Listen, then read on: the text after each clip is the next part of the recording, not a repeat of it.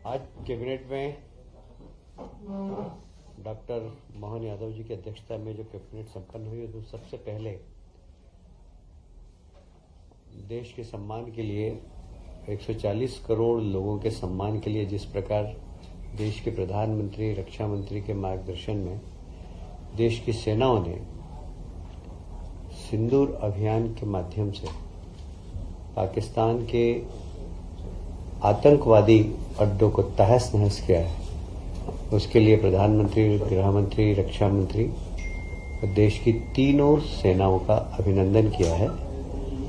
और कल प्रधानमंत्री जी के उद्बोधन के बाद एक बात बहुत स्पष्ट हो गई है कि यह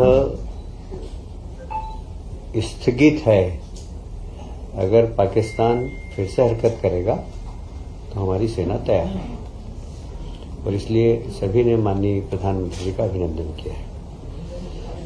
प्रदेश में गेहूं उपार्जन का काम 5 मई को सभी 3,475 केंद्रों पर समाप्त हो गया है और लगभग इस अवधि में 9 लाख किसानों ने फसल विक्रय का कुल पंजीकरण करने के बाद 77.74 लाख मेट्रिक टन गेहूं का उपार्जन किया गया। इसका भंडारण हो चुका है और बाकी भी जहां जहां निर्देश दिए गए कहीं बाहर गेहूं हो तो उसका भंडारण करके वर्षा से कैसे हम गेहूं को बचा सके इसकी चिंता करें। इस पूरे उपार्जन के अंदर जो राशि खर्च हुई है वो 18,842 करोड़ का भुगतान किया गया है। बचा हुआ कुल 18 करोड़ का भुगतान है, वो भी हम जल्दी कर देंगे। अभी आपको मालूम ही होगा महाराष्ट्र के मुख्यमंत्री जी आए थे और मुख्यमंत्री जी ने ताप्ती बेसिन मेगा रिचार्ज परियोजना का तो उद्घाटन किया है, पर दोनों प्रदेशों की सांस्कृतिक विरासत को, जो प्रधानमंत्री जी हमेशा कहते हैं कि विकास के साथ विरासत को भी हमें संभालना है, तो दोनों माननीय मुख्यमंत्री जी ने बैठकर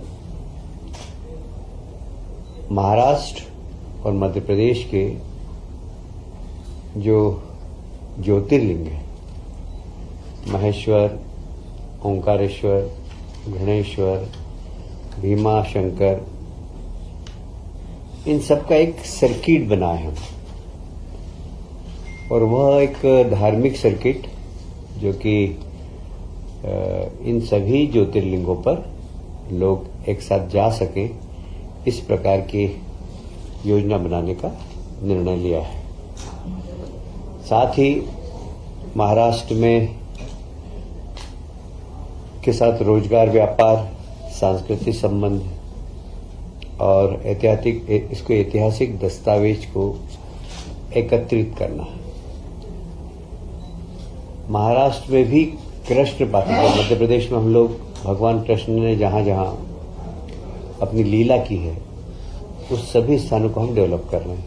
जैसे महाराष्ट्र में भी वे सब स्थान जहां पर कि भगवान कृष्ण ने अपनी लीला के माध्यम से उस समय में असुरों के खिलाफ एक अच्छी अपनी संघर्ष की प्रवृत्ति समाज के अंदर जागृत की थी, उन सब स्थानों को एक बार फिर से महाराष्ट्र भी डेवलप करेगा।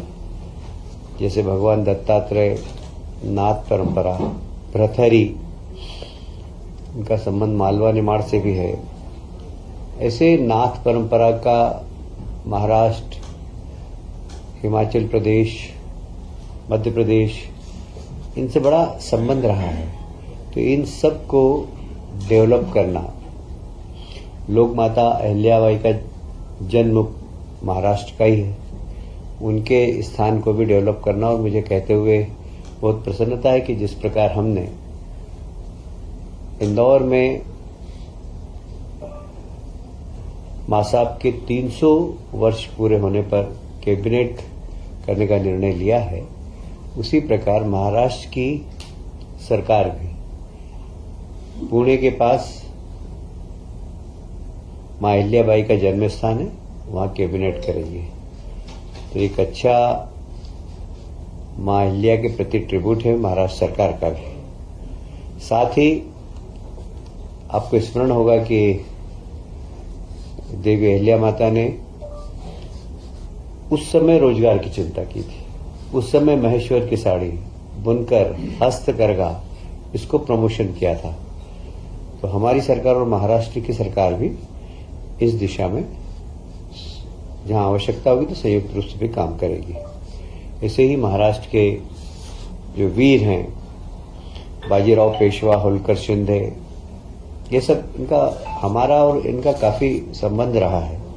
तात्या टोपे, रानी लक्ष्मीबाई, अप्पाजी भोसले, ये सब महान लोगों के ऐतिहासिक दस्तावेज को हम संकलन करेंगे और उसको डिजिटाइजेशन करेंगे। मोड़ी लिपि जो करीब करीब आजकल लोग पढ़ने वाले बहुत, इंदौर में तो मेरा ख्याल है 2-4 ही बचे हैं मोड़ी लिपि को पढ़ने वाले और समझने वाले। इसकी लिपि को सुरक्षित करना और इसके भी विद्यार्थी तैयार करना, इस दिशा में भी हम काम करेंगे। माता अहिल्या देवी के पूरे जीवन पर सांस्कृतिक, धार्मिक, प्रशासनिक जो योगदान है उनका, उसके ऊपर नृत्य नाटिका, film, light and sound projection, mapping इत्यादि का काम महाराष्ट्र सरकार भी करेगी और हम भी करेंगे।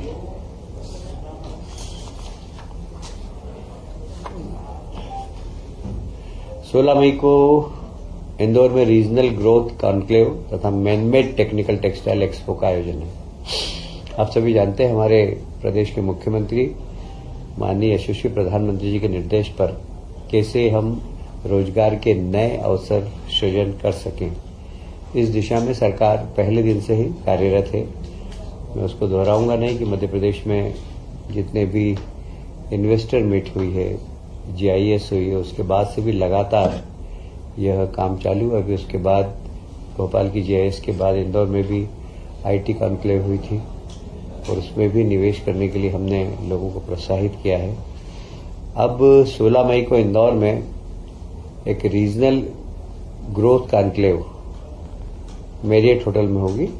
इसमें मैनमेड टेक्सटाइल के क्षेत्र में काम करने वाले, क्योंकि टेक्सटाइल एक ऐसा क्षेत्र है जहां रोजगार की सर्वाधिक संभावना रहती है और वो भी ऐसे लोगों को रोजगार मिलता है जो अशिक्षित हैं, 12th पास हैं, 10th पास हैं। उनको थोड़ा सा उनका स्किल डेवलपमेंट करके इस क्षेत्र में रोजगार के बहुत अवसर मिलते हैं। इसका नाम क्या रीजनल? इसका नाम क्या रीजनल ग्रोथ कॉन्क्लेव? ओके। 14 मई को बेंगलोर में एक रोड शो है। वहीं पर भारत अर्थ मूवर्स लिमिटेड परियोजना, ये भारत सरकार का एक संस्थान है। इसको भूमि आवंटन का भी काम किया जाएगा। इस योजना के माध्यम से यह भारत अर्थ मूवर्स लगभग 1800 करोड़ का निवेश करेगा। यहाँ यह स्थान होगा इसका गोहरगंज रायसेन BEML द्वारा। यह हाई स्पीड रेल के, मेट्रो ट्रेन के कोचेस बनेंगे और ये मुझे याद आ रहा है ये काफी दिनों से पेंडिंग था। अभी इसको जमीन आवंटन भी हो चुकी है और इन लोगों ने भी सारी, क्योंकि भारत सरकार का प्रोजेक्ट है ये जल्दी ही प्रारंभ होकर वहां के स्थानीय लोगों को रोजगार देने का काम करेगा।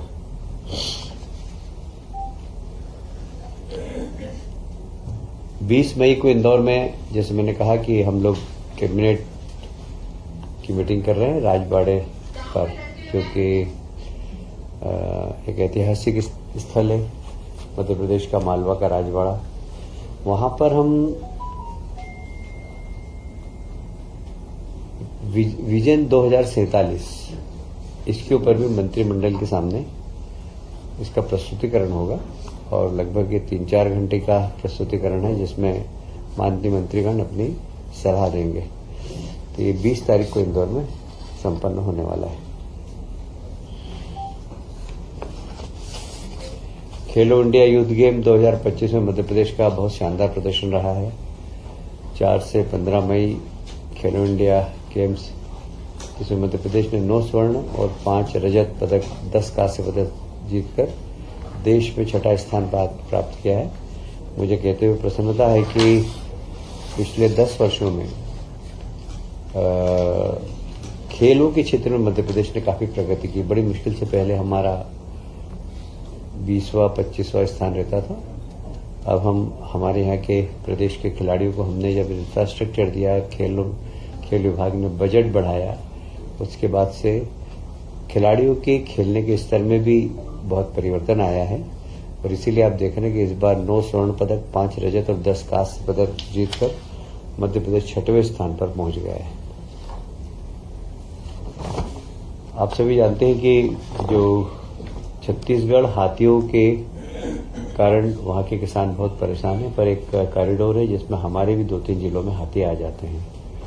हमने उन हाथियों से किसानों की और वहां के जनजीवन को बचाने के लिए एक 47 करोड़ की बड़ी महत्वाकांक्षी योजना प्रारंभ की है, जिससे कि जंगली हाथियों की सुरक्षा भी हो, जंगली हाथियों के कंट्रोल के लिए वहां पर किस प्रकार उन गांवों को प्रशिक्षित करें, जैसे कि हाथी घुस जाए तो फिर उनको पटाखे फोड़कर उनका मार्ग परिवर्तित करना, ये सब प्रशिक्षण देना, ये सब काम भी होगा। इसमें हमारा EI सर्विलेंस भी वहां पर होगा। हाथी जब आएंगे तो हम पहले से हमें पता लग जाए, उसका एक कंट्रोल रूम होगा जिसमें कि हम उनको रेस्क्यू करके, जैसे हमें जानकारी मिलेगी हम उनको रेस्क्यू करके और एक यथास्थान जंगल में वापस पहुंचा सकें।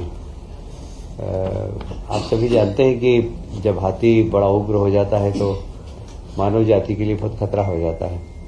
तो उग्र भी नहीं हो, इसके लिए बहुत जरूरी है कि वहां के ग्रामीणों को प्रशिक्षण देना कि जानवर को उत्तेजित नहीं करना, ये बहुत ज्यादा जरूरी होता है। नहीं तो जब गांव में घुसता है तो अज्ञानतावश वो उत्तेजित कर देते हैं और उत्तेजित जानवर पे बहुत नुकसान पहुंचा देता है। और इसलिए उस वहां के लोगों को प्रशिक्षण करना और वहां पर एक रैपिड एक्शन टीम तैयार करना, जहां जहां स्थान है उन सब स्थानों पर निगरानी रखना, उनकी ट्रैकिंग करना, पेट्रोलिंग, ये सब व्यवस्था की जाएगी। और इसमें लगभग 47 करोड़ रुपए का बजट का प्रावधान है।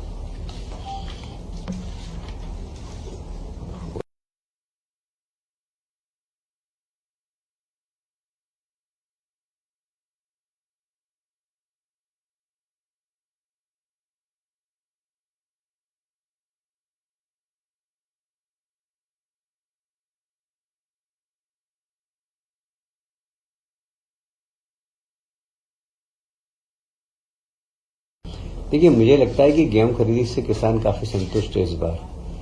उसका कारण है कि बाजार रेट में और हम जब खरीद रहे हैं उस रेट में बहुत ज्यादा अंतर नहीं है।